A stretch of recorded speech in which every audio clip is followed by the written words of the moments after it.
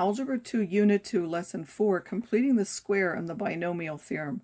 So in this lesson we want to review completing the square and also learn how to use what's called a binomial theorem to expand the power of a binomial other than squaring.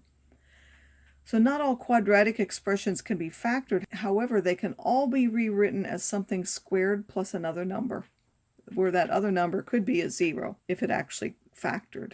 So let's suppose there's a 1 in front of the x squared, which is the simplest, and in fact everything else has to be changed to this and actually to complete the square. So the only time you can really complete the square is when there's a 1 in front of that.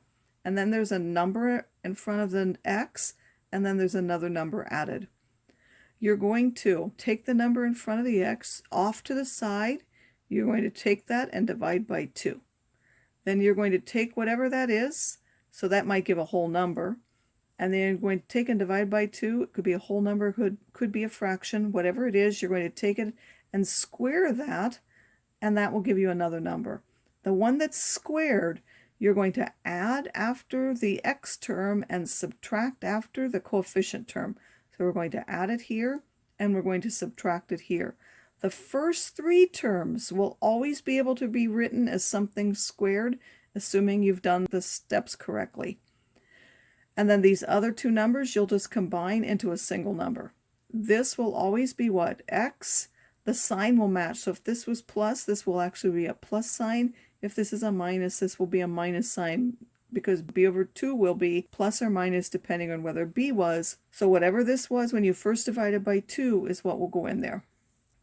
So now we have y squared plus 14y plus 17. Again, we have the 1. That's good. We take that 14. We divide by 2, that's 7. Then I'm going to take the 7 squared, that's 49. It's the squared term that you add and subtract, and then it's this one that actually shows up in the parentheses. So this 49, I add after this term, subtract after this term. Then these 3 can be factored. What factors of 49 add to 14? Well, there's 7 and 7. It will always be the same thing. So the 7 is what goes here. And then, and this was a plus, this has to be a plus. So if you were to write that out and do it by FOIL, that would be a y plus 7 times a y plus 7. So you could factor those first 3 terms if you wanted into this and then rewrite it as a square. It will always do that. Then you have plus 17 minus 49, and then you will combine those, and that will be minus 32. Here we have x squared minus 5x plus 7, again with a coefficient of 1. We're going to take off to the side again somewhere, minus 5, and divide by 2. Then we're going to take that and square it. When we square again, the minus isn't really important. We square 5, we get 25. We square 2, we get 4. Then we're going to take that 25 fourths, we add it after the x term, and subtract it after the separate number term. Then these first 3 can be factored, but again, what shows up in here is whatever this number was. This was a minus, so this will be a minus, but you put the minus in between and then put minus 5 halves. And then you're going to combine 7 minus 25 fourths on your calculator. This is 28 fourths minus that would give you a plus 3 fourths. Now what do you do when this number is not 1? You have to first factor that out. And in order to factor that out, each one of these things has to be divided by that a. So it may not give nice numbers. You might end up with fractions, or they might be nice numbers depending on whether these numbers are multiples of that number a. So when you take out the a, the first one will be ax squared, the next one will be this divided by a, and then the third one will be c over a with an x. Then you're going to complete the square, ignoring that a, just like we did before. Again, people confuse if this is a 2 and then they see this divided by 2, they think they've already done the first step. No. It's like starting over. Once you factor that out, ignore whatever you've done before. You need to take whatever's here, take that and divide by 2, square that, add it here, subtract it here, and then in the end, you'll distribute your a back. So first we're going to take out the 2 that's in the front to get a 1 here. We're dividing each one of these by 2. This one we had to write as a fraction. That one, 20 divided by 2 was 10. We just wrote it. Then we're going to ignore the 2. It's there. We're going to write it, but outside of the parentheses. We're going to take the same number that we had before. We look, there's a 13 over 2. 13 halves divided by 2 is 13 fourths. Then we're going to take that number and square it. 13 squared 169, 4 squared is 16. That's the number. We're going to add it here and subtract it here. Our first three terms can be factored into what? It will be x. This was plus, this is plus. The original number one we had when we divided by 2 was 13 fourths. That's the one that will work because 13 fourths squared gives me this. And then these two numbers, when I combine them on my calculator, will give me a minus 9/16. Now all that's in parentheses. Now we want to multiply by the 2. Now we write the 2 on the outside here because we can't actually use the distributive property. The distributive property never applies with a 2, only when there's no power up there at all. So if there's a cube, we can't distribute the 2. Any power other than no power being written, which is 1, you cannot distribute across that. So we need to leave the 2 out in front, but the number we can multiply by 2. So 2 times minus 16 will give me minus 9/8. And now as another example, we have 3m squared minus 8m plus 4. We need to factor out the 3. So we need to take each one of these and divide by that 3. None of them simplify, so we would leave one as 8/3 and one as 4/3.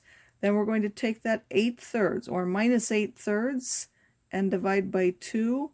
That will give us minus 4/3. We take that minus 4/3 and square that. 4 squared is 16, 3 squared is 9, that will be 16/9. So this from the term is minus 8/3. Then we're going to add and subtract that 16/9. Of course, this term was that plus 4/3. We're going to factor the first 3, keeping that 3 out in front. This was a minus, so this will be a minus, or it's really just that minus 4/3 that we had. And then we're going to combine 4/3 minus 16/9. This is 12/9 minus that would be minus 4/9. And then we need to multiply everything by 3. Again, we cannot take the 3 inside of these parentheses, so we just leave it outside. But then 3 times minus 4/9 will be minus 4/3. Okay, now the binomial theorem is for expanding a power of a binomial to some power. So that's what the binomial theorem is for. In order to do that, we first need to know the coefficients or the numbers in what's called Pascal's triangle. So this is row 0, starts with just a 1. Row 1 has just 2 1s next to it. Row 2, which are actually the numbers that we used when we squared, were 1, 2, and 1. So this is row 2, goes with a 2 in the middle and a 1 and a 1. Now how do you get those? You put the 1 on the 1s, and then you add these 2 to get that 2. Then to the next row, you put 1s on the outside. You take 1 plus 2 is 3, 2 plus 1 is 3, and again, then there are 1s on the outside. To go to row 4, you'll put 1s on the outside. 1 plus 3 is 4, 3 plus 3 is 6, 3 plus 1 is 4. Again, notice though that row 4 will have a 4 as the second one, row 3 will have a 3 as a second one, and so on. Row 5 again, you put 1s on the outside. 1 plus 4 is 5, 4 plus 6 is 10, 6 plus 4 is 10, 4 plus 1 is 5, and so on. We'll never need past row 7, although you can go on indefinitely. Now we want to expand a power of a binomial. X plus y to the nth. These numbers, these a's in the front, are going to be from the appropriate row from Pascal's triangle. If this is cubed, we're going to pick the numbers from row 3. If this is fifth, we're going to pick the numbers from row 5. That will also tell you how many terms there are. Each one of these will have a term. So if it's row 5, because this is fifth, there will be 1, 2, 3, 4, 5, 6 different terms. Then whatever this is, we're going to raise it to the highest power, and the other one will be to the power 0, meaning it's not there because that's just 1. As we go along, we'll decrease the powers of x by 1. We'll increase the powers of the second one by 1. So these go down by 1, these go up by 1. So the next one will be x to the n minus 1, and then this will be y to the first. Then we decrease this by 1, we make this one bigger. And we keep going down until finally this one becomes nothing, and this one comes whatever that is. Again, this one will disappear and actually not be there. The last one, by the way, is always 1. Those two are actually not really there. It will just be whatever y to the n is. There will be n plus 1 terms again. So if you have 3, there are 4 terms. If there's 4, it's 5 terms, and so on. The exponent of x again is going down. Or the first one is going down by 1, and the second one is going up by 1. So if I want to expand this power, again, it's 6, so I'm going to go to the 6th row and put 1, 6, 15, 20, 15, 6, and 1, because those are the coefficients. Then I'm going to have x to the 6th, y to the 0, and then this will go down by 1. It will be x to the 5th, y to the 1st, x to the 4th, y squared. Each of the x's keep going down by 1. Each of the y's keep going up by 1. And then I'm going to simplify anything that I need to. This one, there's not a lot to simplify. This y to the 0, of course, is just 1. I get x to the 6th. I don't write the powers of 1. I just leave it off. Here, this one, no power of 1 written. And the rest of this is 1, so I get y to the 6th. A lot of times there will be numbers in there, though. This is the easiest case when we don't. When we do, you have to make sure you're putting the whole number in the power, and the negative as well. So this was a plus in between here, meaning any negative needs to be attached to that second number. This is 2x minus 3 to the 4th. We want to go to the 4th row. They're 1, 4, 6, 4, 1. 1, 4, 6, 4, 1 are my coefficients. I then do 2x to the 4th minus 3 to the power 0. And then plus my next coefficient, which was 4. I take this down by 1 power, 2x cubed. I take this up by 1 power. I write my next coefficient, which is 6. I take this down 1 power. This one goes up a power. I write my next coefficient, which is 4. I take this one down a power, this one up a power. I write my last coefficient, which is 1. I take this down a power to 0, and I raise this up to power 4 now. Then I want to simplify.